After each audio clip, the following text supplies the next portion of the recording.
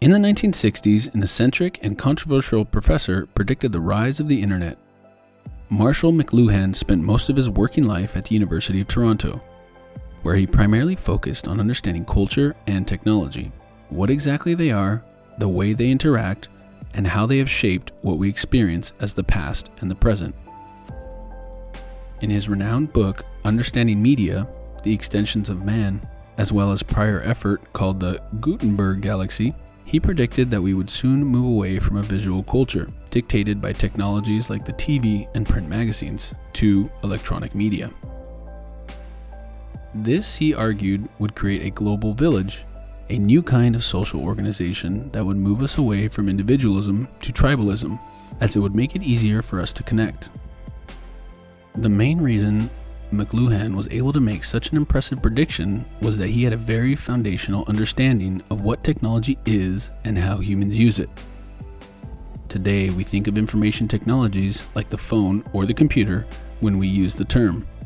If we push the definition a little, perhaps ancient tools like the wheel and the axe fall in there too. But as McLuhan once said in an interview, technology is more than that. I think of technologies as extensions of our own bodies, of our own faculties, whether they be clothing, housing, or familiar kinds of technologies like wheels, stirrups that extend the function of the body. The kind to amplify human powers in order to cope with the various environments brings on these extensions, these amplifications of our powers, sort of deficiations of man, I think of as technologies.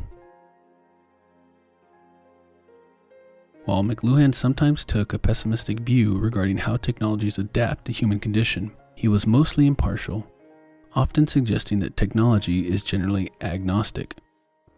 If you are literate and use it well, it's leverage. If you don't, then it controls you. When we think of the term cyborg, we think of science fiction movies where humans have merged with computers in a physical way. But according to McLuhan's definition, we've been cyborgs ever since we learned to make fire and build tools and dress ourselves in clothes. Each of these technologies, just like the computer in some way, augment a part of our body and its senses so that we can better navigate across the different zones of space and time. When you build a car and use it in your daily life, you replace part of the functionality of your legs, not needing to use them for longer distances that you once may have had to. In this way, the car then becomes a part of your body, or an extension of your body, one that provides seamless leverage as you then conquer more space than you previously could. This definition of technology turns everything that we unthinkingly use daily into something that either provides leverage as we connect it to our body or something that hinders us. If you spend all day sitting in front of the computer, being nudged from one notification to another as life passes by, this extension, in this instance, is likely hindering your body. At the same time, however, the fact that you can use the same computer to send emails to loved ones communicating across vast distances in minutes gives you immense leverage to manipulate the very fabric of space-time in a way that your biological body alone can't.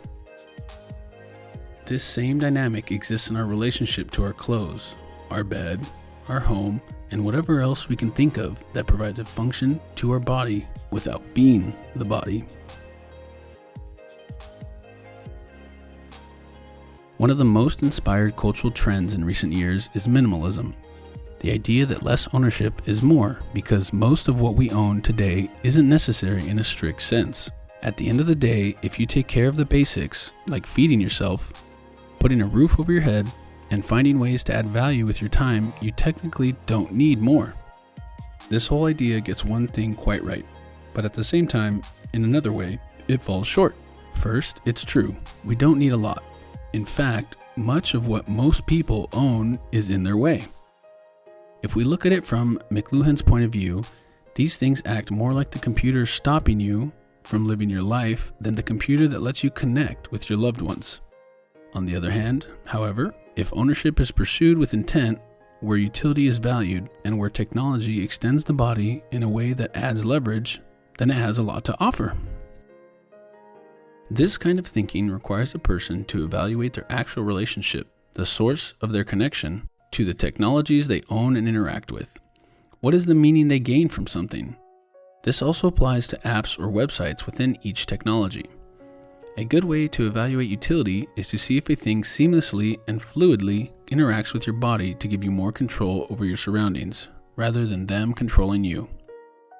A car, for example, very easily gets you to where you want to go better than having to walk there. It's a seamless and fluid interaction, and in most cases, it doesn't rule your life. Social media, however, is built to nudge your brain in ways that create habit-forming behaviors. And rather than the body ruling it, in many cases, it rules the body and your life. Humans create meaning from connection, and we implicitly go through life attaching meanings we aren't even aware of to different technologies, from clothes to phones.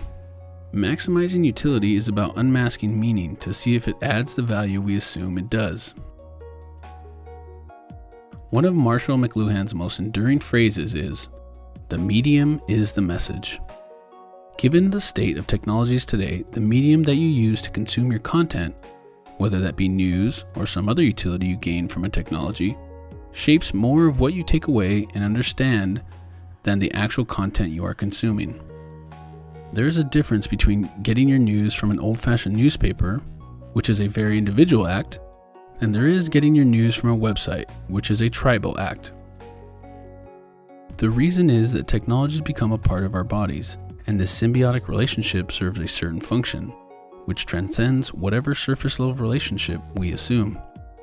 Today, we are increasingly being ruled by our technologies rather than the other way around. Part of this has to do with how we have been creating technologies in recent decades, but another part is that we simply aren't literate enough to manage our relationship.